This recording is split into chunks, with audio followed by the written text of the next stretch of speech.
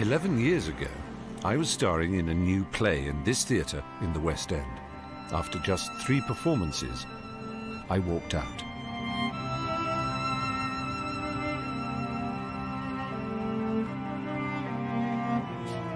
In the early hours of the next morning, I came down from my flat in central London to this lane. I went into my garage, sealed the door with a duvet I brought, and got into my car.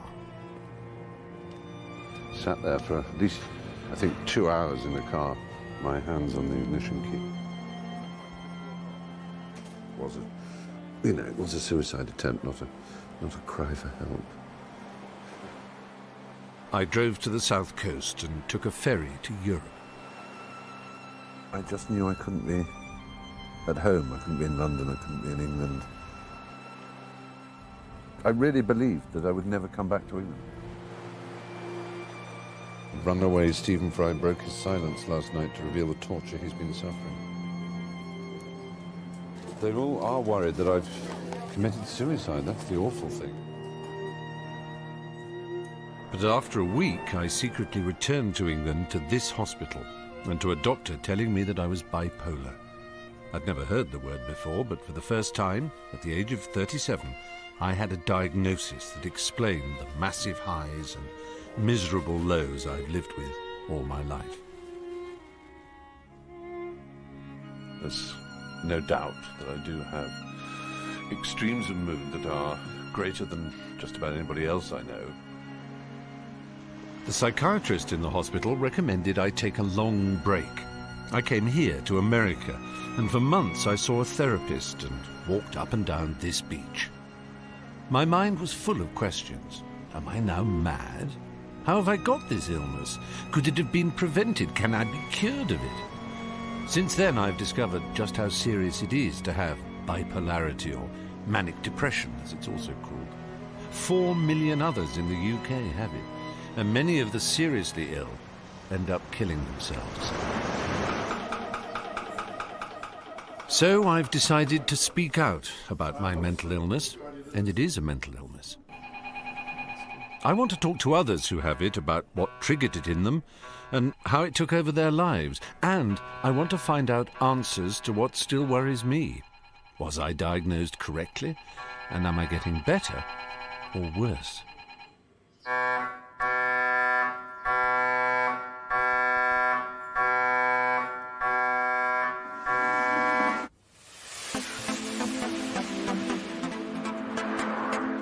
Let's start with a remark made by a Hollywood producer to me. You don't need to be gay or Jewish to get on here, just bipolar.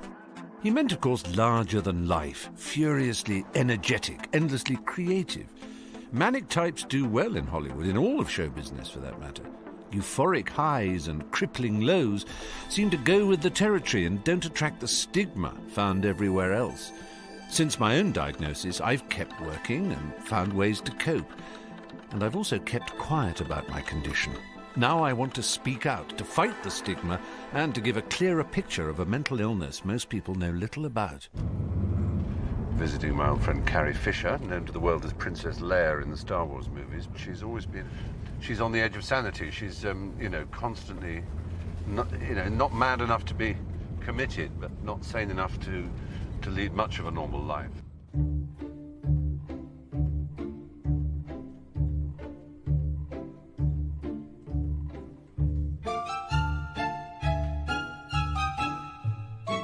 When you're galloping along at a great speed, it is better than any drug that you could ever take. God, if you will, is saving you parking spots. Songs are being played on the radio for you. You're just so enthusiastic about everyone. And everyone must be enthusiastic about you. And it's just, come along. I've got a great idea. I've got this unbelievable idea. Let's go to India. Exactly. Then you'll just start going way too fast. Yeah. And you're faster than anyone that you're around. And that's not fun. You're on the phone far too long. You're not getting any sleep. Nothing is going fast enough for you. Come on, keep up with me, you guys. Come on. And even if it's not true that you're more talented when you're manic, you feel like you are. Yeah, which is half the battle. I am standing on rocks, flaming speeches to the world. You know, I have a lot to say. I have messages from deep space, in fact. And I stayed awake for 6 days, and I did lose my mind. This friend of mine says to me, "Does your doctor know that you behave this way?" What do you mean? Then we sort of have an argument, and I cry for 4 hours, and I'm unable to stop. And I know there's something wrong with that. I call this doctor, and I go in, and I see her. You know, we're talking, and I'm laughing, and I'm spinning around in chairs. And the doctor says, That's the diagnosis. That's bipolar. That's manic depression. Carrie had years of living with such extreme moods and feelings before she got that diagnosis. She's got it bad, you know. It's not a rock star, film star accessory. It's a real mental condition that she has to live with every single day of her life. She's on medication. You have to picture what she'd be like if she weren't.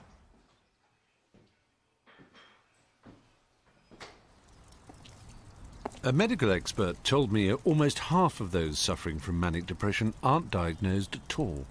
Frightens me to think of people having symptoms like Carrie and not knowing what's wrong with them.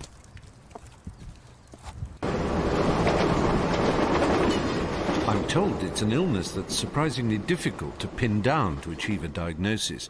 Now, I'm diagnosed bipolar, and bipolarity is a disease of the brain. So a brain scan will surely reveal a sign of what I have.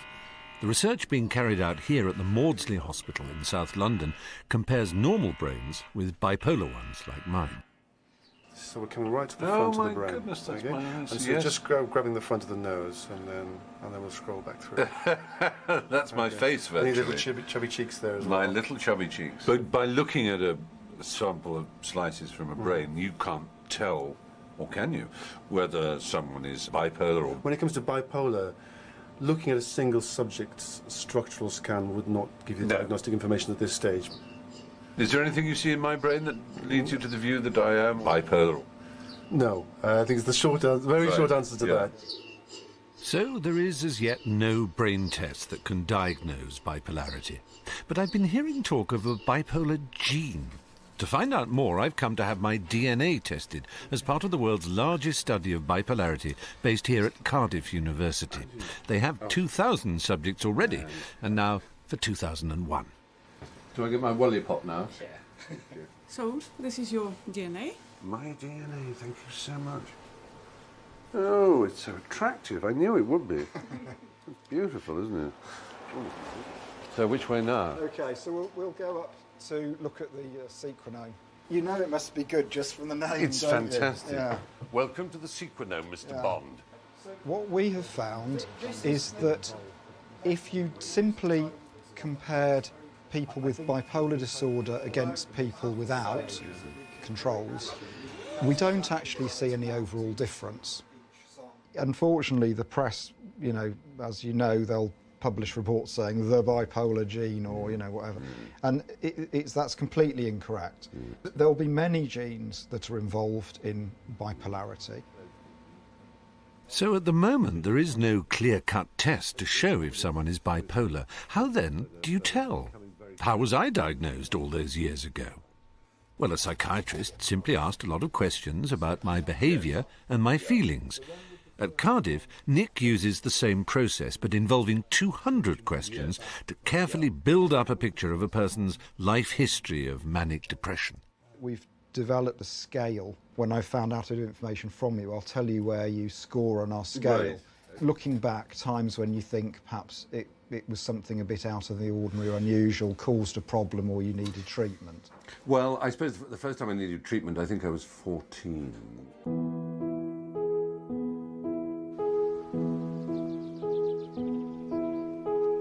In hindsight, my symptoms really surfaced here. But the problem for almost everyone was that they just looked like bad behaviour. I was nearly expelled from my prep school. I was expelled from here.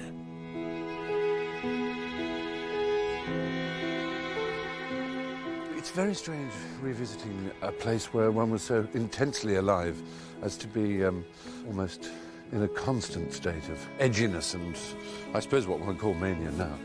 Because I cut games, I was so often alone, wandering around on the roofs.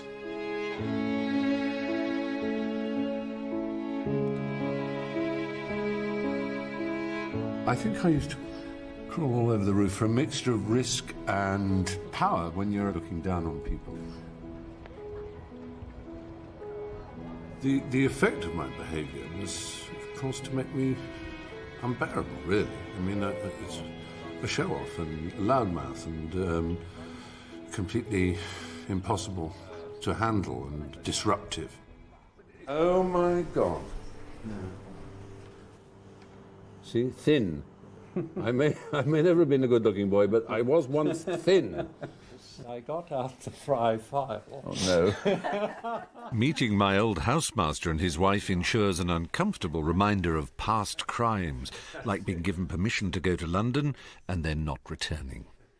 We went to see films. We just went nuts. No, that's right. Yes, yes. I mean, one of which was The Clockwork Orange. That's My right. Father thought, oh my God, all the films that he might have seen.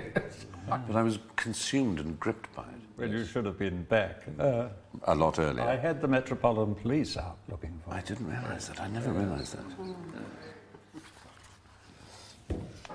Stephen has been a problem. The letter from Gerard Hall. That psychiatrist. Suggesting various things, adolescent depression, mild depressive illness rather than just unhappiness. Behaviourally, he can be quite infantile.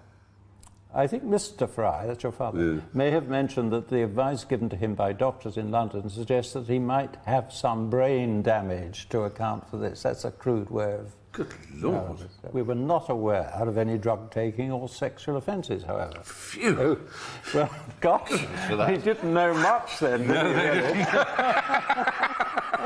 And then the awful thing, which is the stealing, that gripped me.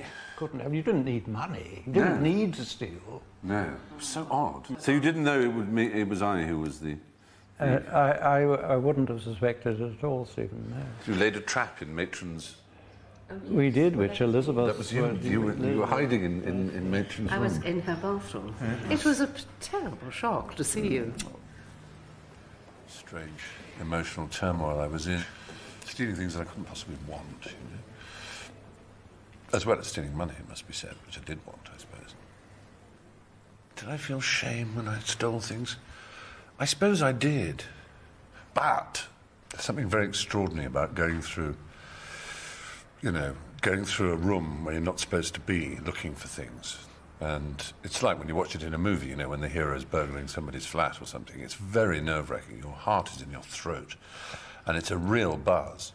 And considering I didn't do any sports or anything else that gave me any kind of adrenaline rush, which sport is supposed to do, maybe that's what it was. Whether it was part of a disorder that can be given a name, I don't know. It was bad enough for me to have to go to a psychiatrist anyway. That didn't lead to a diagnosis of manic depression, probably because, like the school authorities, like my parents, and to be fair, like me at the time, why would you have thought it was anything other than bad behaviour? So I was expelled and just stumbled on, continuing to steal as I went. By this time I had progressed to credit cards stolen from the jackets of my parents' friends. This led to my next big manic episode, when I used the money in the most grandiose way.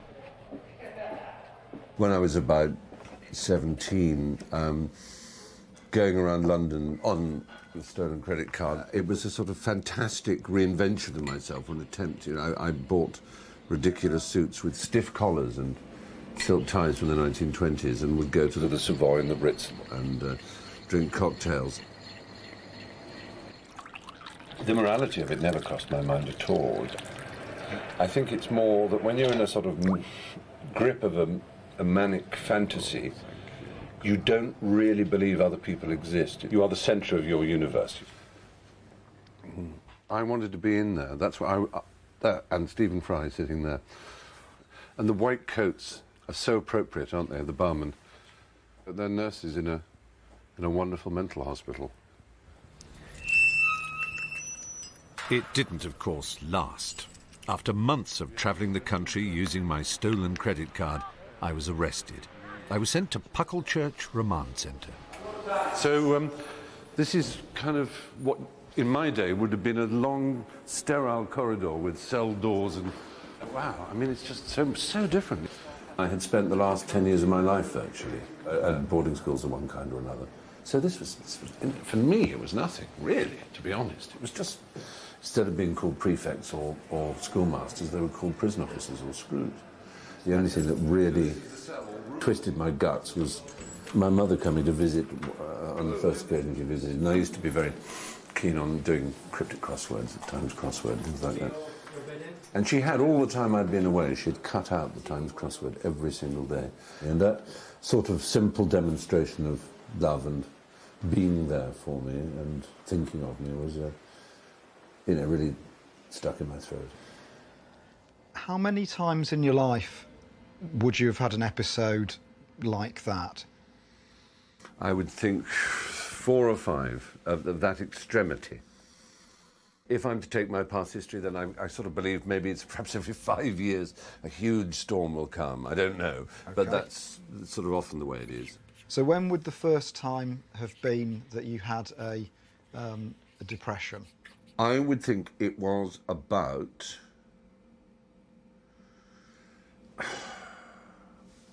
6 months before that manic experience, oddly enough.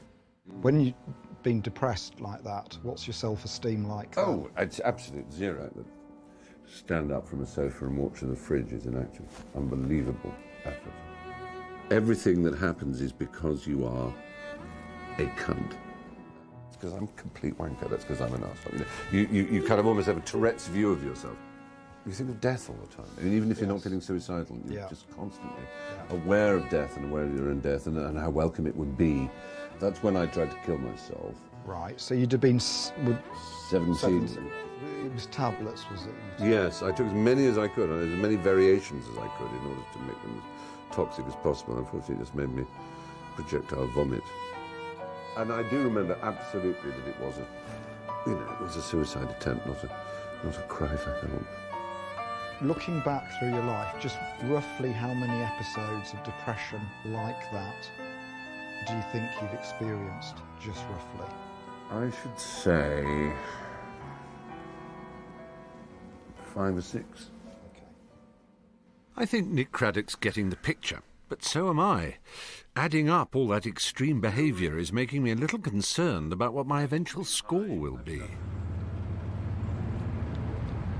Something that always bothers me is whether I could have avoided some of these harrowing moments if I'd just been diagnosed earlier.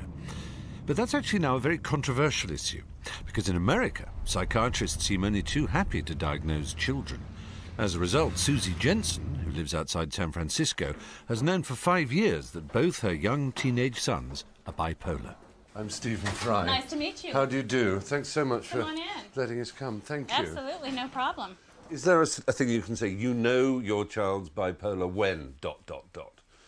You know your kid's bipolar when they're putting their feet through a plate glass window in a rage after they have been raging for 3 hours about something that you can't even remember what triggered. And certainly risky and dangerous behavior. I mean, Ian at one point went up on, we had an A-line roof, and he went up and was trying to walk the narrowest point of the A-line, you know, with his eyes closed. I didn't do it on the A little railway, extreme, but I used to you know, Yeah, you know your kid's bipolar when the behavior is so extreme that I had a neuropsych evaluation done on Ian. Yeah. And when I went to get the results of the testing, the psychiatrist, he met me in the lobby. He said, you know, I've just, in all the years that I've been doing this, I haven't been this concerned about, you know, the results. And he went on to tell me a story that Ian had told him about he was walking into a room with bare feet and could feel a sensation under his feet that he couldn't recognize. Until all of a sudden he looked down and realized that it was my dismembered body all over the floor that he was trotting over. Now that is... Yeah. You don't want to hear that, really, do you? It's concerning. How old is he then? 6. 6 years old. Do you ever enjoy your mania, or do you find it a real No, tough? I don't. No. I mean, I don't like it. No. So when you're doing something like bad, like throwing something or fighting... In a bad mood in a fight or something. Yeah. Do you feel that's you, and that you're right to be in a bad mood, and the rest of the world is shit? I do sometimes, yeah. Yeah. I do. Diagnosed at 11, Ian's now 16. By that age, I'd already been expelled from school, so listening to him reminded me of my own attitude. It's a drive. It's like it's feeding some need that he has. Yeah, that's what I think. You can see it. You can see it. It is kind of a drive, something I need, something that happens. Ian's brother Todd is 13. He was diagnosed when only 8. His behaviour, even at the special school Susie has managed to get both boys into, is causing problems. While I am with her, she's called to the school. I'm normally not here until 2:30, but I got a call from the administrator saying that Todd had had a difficult morning and had actually, unfortunately, thrown a chair at a staff member and hit him. Was there a reason where you just cross? I was just,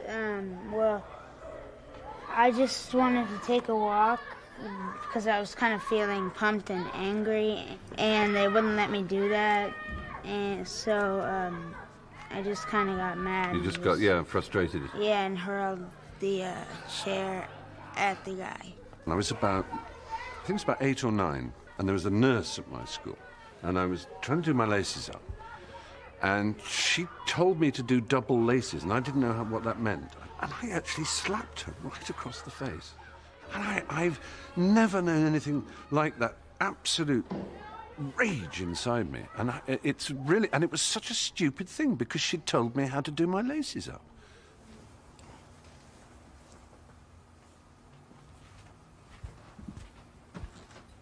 After a blow, especially a major one, very often he'll just shut down like this.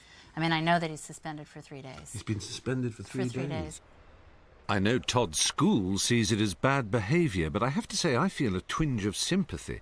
I recognise the rage, being in the grip of powerful feelings, and the shame that comes afterwards.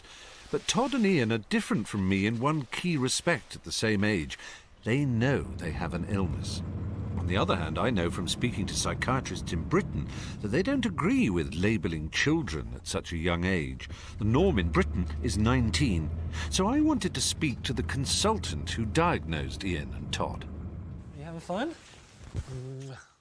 Kiki Chang is well placed to talk about this because not only does he run a research project at the prestigious Stanford University just outside San Francisco, but also he has a 2-year-old child and knows that some of his colleagues were diagnosed as young as that.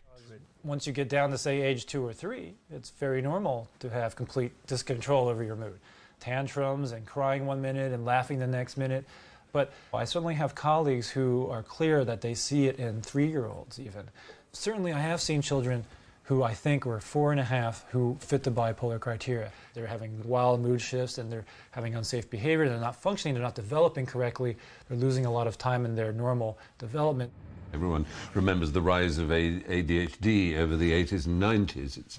And indeed the cynics would always say, well, this is the new fashionable label to put on a bad kid, a disruptive kid. I want to be careful to say that. I don't think we're overdiagnosing. I think that by increasing the diagnosis, you're catching more people. It's good because then it leads them to a bipolar diagnosis and they realize that there's something going on that may be treatable and it's not their fault. Ian, come take your meds.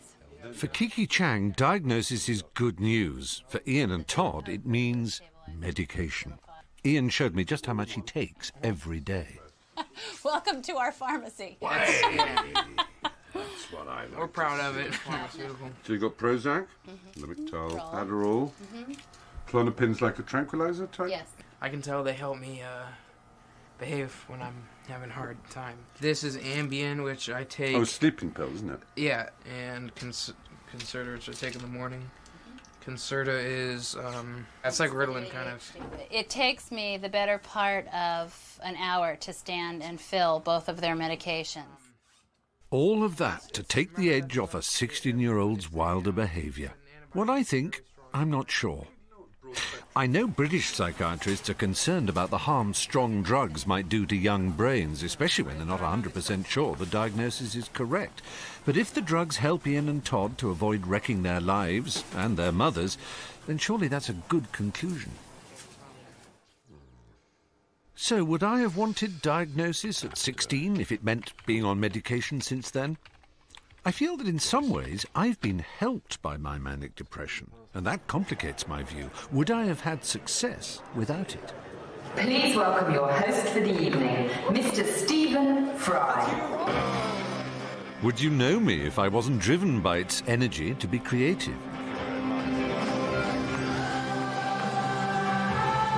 Oh, stop it. Thank you, how kind. I am delighted, honoured, and let's not be coy about these things, financially rewarded. This is a stressful time because, apart from anything else, you're making an ass of yourself, potentially, in front of people you admire. Now, stress is often a key factor that people say pushes them into manic depression, and certainly when I was diagnosed, the psychiatrist told me not to work so hard. Relax, avoid stressful situations. As you can see, I took his advice seriously. Enjoyable, some people might imagine this kind of thing is. They're the same kind of people who think it's enjoyable to have someone stub cigarettes out on your nipples in certain dark clubs and what I believe are called torture gardens in the leakier areas of the West End. Come in. And for the week leading up to it, I had the most appalling anxiety dreams in which I drop out of my clothes or I pee myself and it rolls off the front of the stage. Oh, God. I don't know if stress is what pushes me into a cycle of either mania or depression, because I can't think of a time in my life when I haven't been subject to stress. Happy? Yep. Happy? Ha! I remember that. 7 years old, ice cream, holidays. That was happy. Not since then, really. So, stress is something I can't live without. On the other hand, it is a dangerous thing. No disasters so far, but it's hot work. And I can't wait for it to be fucking over, frankly. Oh, God, here we go again.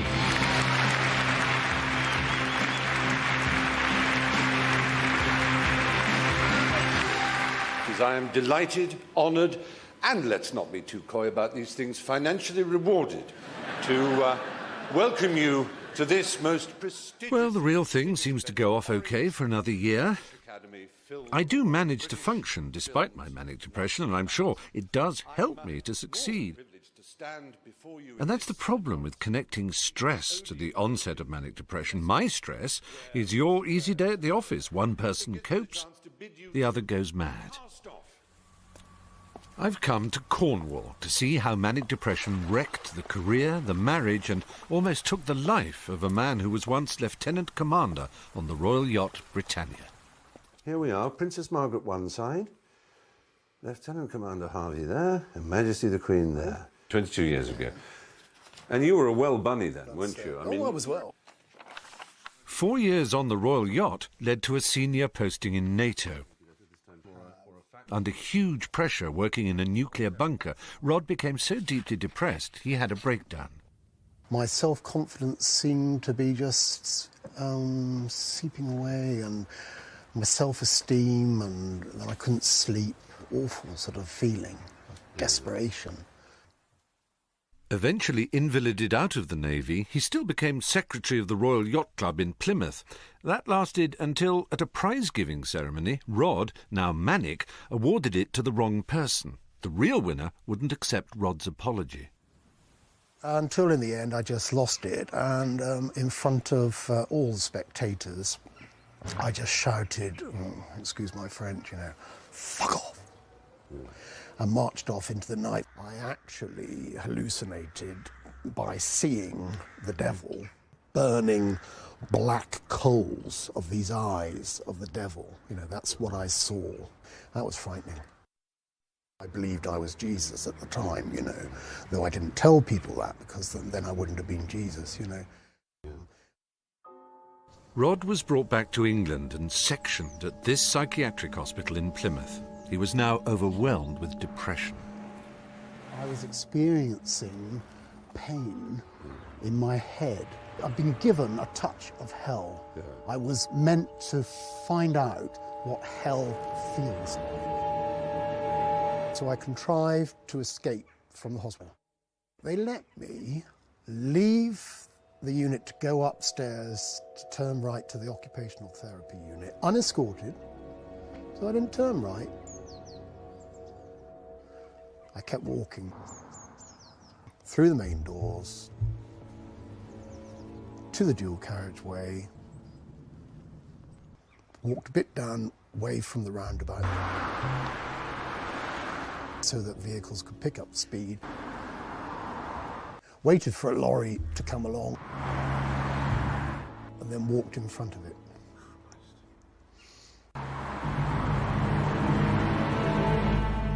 I had actually compound fractures of both legs, of every bone in my legs. I have to lower my trousers Okay, fair enough. to actually see the full extent, really. I've seen a lot of naval officers in this condition, don't worry. I'm not like this, I don't Oh, think. my goodness, no. Oh, God. That is really extraordinary. Can you just give a twirl, as they say? That is indicative of what must have been a savage injury. That all happened over 10 years ago, and with medication, Rod says his condition has now stabilised. But twice a year, in the spring and in the autumn, he starts to feel the mania build again, and despite what's happened to him, he's reluctant to take extra medication to control it. I believe there is another world running in parallel to the normal, in inverted commas, boring, which I find boring world. Yeah.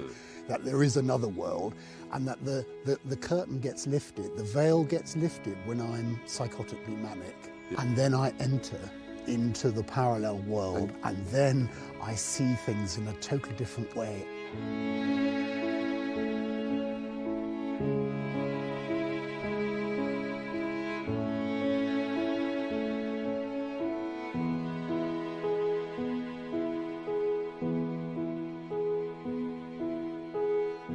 I will go into pubs and I will see angels. You know, I know that they know who I am, and I know who they are, and we have a tremendous sort of bond between us because of a shared knowledge.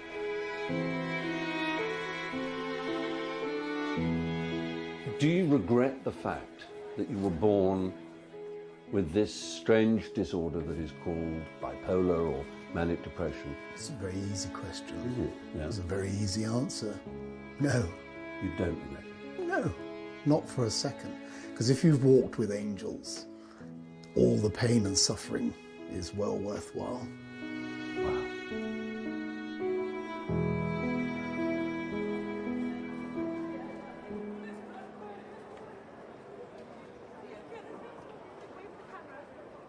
You'll be pleased to know I don't see angels, or the devil, or think I'm Jesus. On the other hand, I agree with Rod. We manic depressives do love our manic periods. And I know that doesn't help diagnosis. When we're up, we're not ill. Don't be silly, we're fine. No need for a doctor. But that doesn't disguise the fact that Rod so nearly killed himself, and that he really wanted to when he was in the grip of the other side of this illness. The legacy of any suicide for the family left behind is extremely painful. But when the cause is manic depression, suicide also leaves fear. The fear that the same thing might happen again with another member of the family, because manic depression is an illness that's always handed down in families. And that's what's brought me further down the coast in Cornwall to see an old friend who's had to live with that thought since he was 18. That's when he found out that his father was bipolar. Say. And this is where you would come every summer holiday? Yeah, we would. Great memories for me as a child, I must say.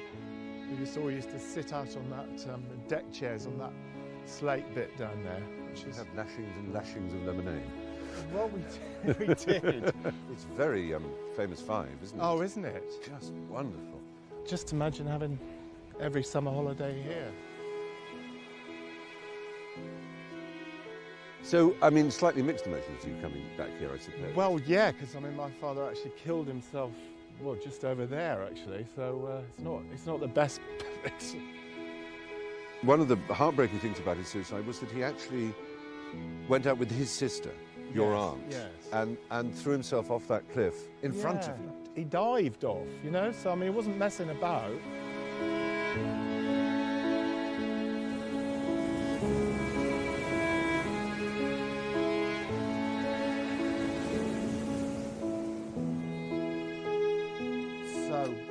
I'm afraid they've all broken up a bit. Let's try to find a decent picture of him.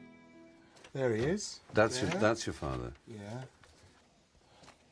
The idea of having a loony father is just, you know, very sort of embarrassing and shameful, really. At 18, I was so keen to sort of hide the whole business, really. You know, you just want to be normal at that age, you know. I just became morbidly sort of aware of it and very, very depressed. And you get these panic attacks. My way of coping with it was to sort of like almost pretend it hadn't happened. As shortly after he died, I went away to Australia, America and Mexico for 2 years, just running away from it, really. Rick returned and built a huge success story just miles from where his father died. But he also spent his life wondering if he'd inherit the condition that made his father kill himself. I was always, you know, so worried then about ending up like him. The thing is that he thought I was particularly like him, and I think he was incredibly troubled by that. My father didn't sort of show signs of it till his mid-40s, really. So, I mean, you know, I'm well over it now. Fortunately. But then you think about I think about my sons too. Of course you would, yeah. You know, my sons are still in their mid-20s, so there's plenty of time. Do you see a psychotherapist? I do. You do see a psychotherapist, yeah.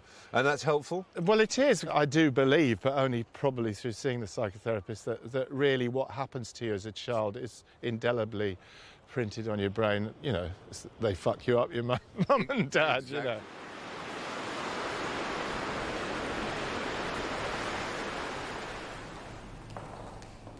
What the research shows is that if you have manic depression, someone in your family will have had it before you. Could be a grandparent, aunt or uncle as well as a parent, and often they might not have been diagnosed. So there appears to be no warning, but there will be somebody. On the other hand, as Rick's experience shows, just because your father has it doesn't mean you'll necessarily get it. But the worry remains for bipolar parents. Will I pass it on? And now for bipolar mothers, researchers have made another devastating discovery. Pregnancy itself and the act of childbirth are now proved to be enormously dangerous to the mental health of women who are already bipolar. So when I saw you, Kane, I said that, in my opinion, the risk that you had of becoming unwell again in pregnancy or certainly following the delivery were very high. I think probably 60% or more is the kind of rate of risk that you'd need to think about. Gaynor Thomas lives in Wales and is part of the same research study that I'm involved in. She's trying to decide whether she dare risk getting pregnant again, knowing that her manic depression has already led to unusual behaviour. See, that one goes there. I think that's better. There we are. You're going to pop it. There's one there, look. Okay, Mummy. I had kind of delusions of grandeur. Did you believe you were richer than you were, or better born, or that you were, you know, some people believe they're princesses, or... Mine were quite religious in nature. One of the episodes, I thought that I was one of God's chosen people, for want of a better word. I thought that I was able to heal people. I thought I had kind of special powers, and I thought that I'd kind of been sent to gather together a group of people to change the world in some way. I was seeing a psychotherapist at the time, and she identified that my ideas were becoming very strange and called in what would have been the equivalent of the community mental health team, who treated me at home. Yeah. With medication? With medication, yes. Right. And then came a very traumatic thing, a very wonderful thing for most people, which is pregnancy.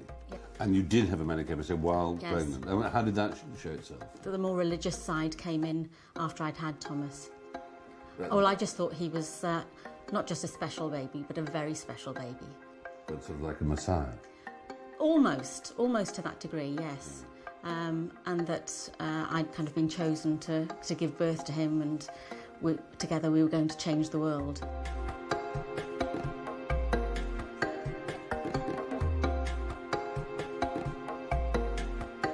It's such a small step, and yet it's such a huge one in terms of embarrassment, if you were to say it at a party. You know, yes. There's a way of saying my child's the centre of my universe, and saying my child is the centre of the universe.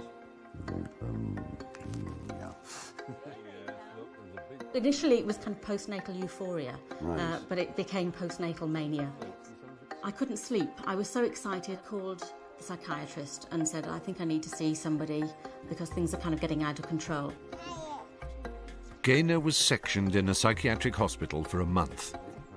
The drugs the hospital put her on calmed her down, but now she's frightened that it might happen all over again if she gets pregnant. Ian Jones told me Gaynor is right to be scared.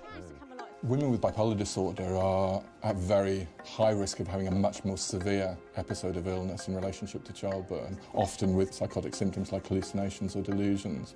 And really these episodes can be some of the most severe episodes of illness that we see in psychiatric practice. Really? In all psychiatric practice? The last 2 confidential inquiries into maternal death have showed us is that suicide is now the leading cause of death to women around childbirth in this country. Gaynor wants Thomas to have a brother or sister, but Ian Jones's information is hard to ignore. And it made me just rethink the whole idea of having a baby. I'm sad that I won't be able to have another child. Perhaps for Thomas's sake.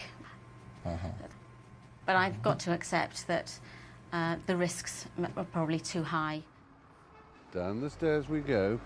No. No, as you say, you don't know what might have happened. No, precisely. Slow down. I love the heels of his shoes. Manic depression's capacity to destroy the lives of people makes it all the more important for it to be diagnosed early, but often it goes undetected because of what most sufferers do to help them cope with the mood swings. They cover up their symptoms. Certainly I did for almost 20 years. It's called self-medication, or as you would quite properly call it, the taking of excessive amounts of drink and drugs, vodka and cocaine in my case. The effect of it is that coke is a stimulant, and that alcohol is a sedative, supposedly. And I'm naturally often so manic and energetic that I often took coke to calm me down. But I found it very hard to go to any kind of party without knowing there were a couple of grams in my wallet. You know, I just had to have them there. I feel slightly embarrassed about using a phrase like self-medication because it sounds like, you know, you're sort of excusing yourself or saying you're doing it for noble reasons. I did find, and this is the point, that it stops one from feeling in a strange kind of way. We've got an agenda to work out. You're no longer sort of depressed or manic. You're just you're just going, you're just on, you know? That's what I was doing all during my successful 80s and 90s. My friends, if they'd thought about it at all, would have said heavy user, not manic depressive. They'd have mistaken the symptoms for the cause, and that happens a lot. I did it with someone I went to university with, worked on the stage and telly with, and even made a film with. The first time it really manifested itself was at a time when I was doing this film, Peter's Friends. I was having a gloriously happy time, and I was in employment, and I had money. My personal life was happy, and so on paper there was absolutely no reason for me to be suddenly plunged into this sort of pit of abnormal psychology, this low mood. Good evening, and why don't you get a shovel in your hand and do a decent day's work, you lazy sod? You know, I wasn't drinking excessively then. I wasn't taking any kind of psychotropic substance, either prescribed or proscribed, and it came out of the blue. You know, if you're down and you can see a reason why you should be down, then that brings with it a certain clarity. But if there's no reason, you tend to think, well, why on earth am I feeling like this? I don't understand. If left to your own devices, you can often try and stop the cycle of ups and downs through self-medication, ingestion of alcohol and narcotics, cocaine in particular. But with me, the depression came before the substance abuse. Right. Everyone thinks of depression as being a very low, despondent mood, but there's agitated depression, there's psychomotor agitation, where you're endlessly pacing and you can't sleep and you're short-tempered. I rented a huge warehouse by the River Thames and just stayed in there on my own and didn't open any mail or answer any phone calls for months and months and months, and just in this pool of rapid cycling despair and mania, 3 full bar optics of vodka to try to get you to sleep when you haven't been to sleep for 3 days, just sort of spending time howling at the moon and throwing your furniture in the Thames. Which what I did. Really? What I did, yes. Threw all my electrical equipment in the Thames. A long time ago this was, with the river police going up and down with their megaphones saying, "Tony, stop throwing things in the Thames." Did they know who you were? They recognised you. Did. They said, "There's that Tony Slattery." There's that Tony Slattery off the telly. Yes, that thankfully was a long time ago. That was a dark hour. So I suppose what I'm leading to is this question: is that here's a button, and if I were to press that button, you would take away every aspect of your bipolarity to cyclothymia. It's still not caused you the greatest happiness over the years, but maybe it's had something to do with who you are. So do you want to press the button? No, I'll keep it. At the moment, because I'm in an equable state, I choose not to press the button, but I'd like to have the option. Do you know, almost everybody I've spoken to has said that. It says something about manic depression that despite it being the greatest killer of all psychiatric illnesses, many of those suffering from it, if given a chance, don't want to get rid of it. If I'm honest, I don't. But I came across one woman who absolutely would press the button. Connie Perris lives in Birmingham and is just in her 40s. Her symptoms are so severe that she divides her life into before bipolarity and after. One of the difficulties is coming in here and feeling a bit paranoid. I see what I think is someone looking at me and I'm thinking, why is she looking at me? Well, why is he watching me? She's following me. And I think, he's giving me funny looks. And then clicks in the thinking, I'm getting paranoid again. Right. People are giving me funny looks because I'm giving them funny looks. Before, she was a lawyer, captain in the Territorial Army, a black belt in Aikido, and active in the community. Now, Connie can hardly get to the shops.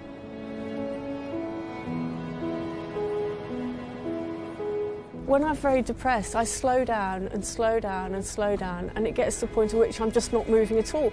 Inside my head, I can see, I can hear, but somehow I just don't have the energy or the oomph to move forward. And it can be a bit embarrassing when I'm out in the shops and I'm just stuck there, not moving.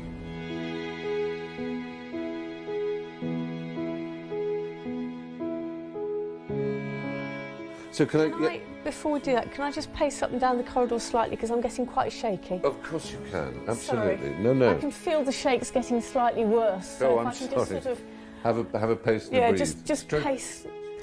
That's a week's pills. Wow. That is quite a serious slab of medication, isn't it? Yeah.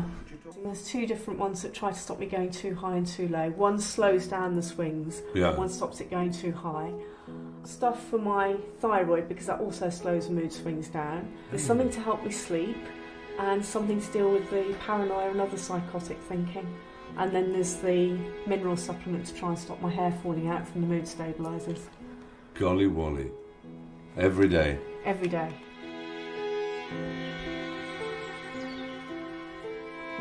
And in your depressions, have you considered, the worst side of depression, which is suicide? Well, in a period of 4 days, I took an overdose. I stepped out in front of an oncoming train. I tried to drill a hole in my head with an electric drill and I cut my wrists. Try to dig a hole in your head with an electric drill. That is extreme. I was just so utterly despairing. I didn't think I could take any more.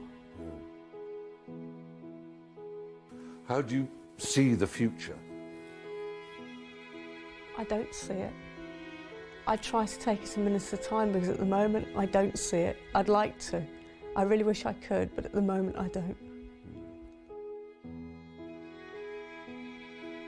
I so very much bitterly resent having manic depression. I wish I could say otherwise, but that's how I feel. I resent it deeply. It's perhaps a hard fact, but one we should face, that of those people who have severe bipolarity and aren't receiving treatment, half attempt suicide, and 20% succeed. Having met Connie, I realise I was lucky originally to be diagnosed at the mild end of the bipolar scale. But that was 11 years ago. Now I'm concerned to know how my way of dealing with it will affect my rating on Professor Craddock's scale of mania. Now, 0 on that scale is somebody who has absolutely no features of being bipolar at all. But between 1 and 39, that's somebody who has what we call subclinical episodes of mania. 40 to 59 on our scale is people who only get hypomanias, so that's the milder episodes. And then 60 and above is the range where people experience full manias. From what you've told me, you would score probably about 70. Although, to be honest, I wonder if you got close to having grandiose delusions in that first episode. If you did, on our scale, that would actually put you above 80. Yeah. Okay, well, yes, that's... Well, it's good to know I'm not wasting your time and that then you're like, my little genes may be of some help to you in your research.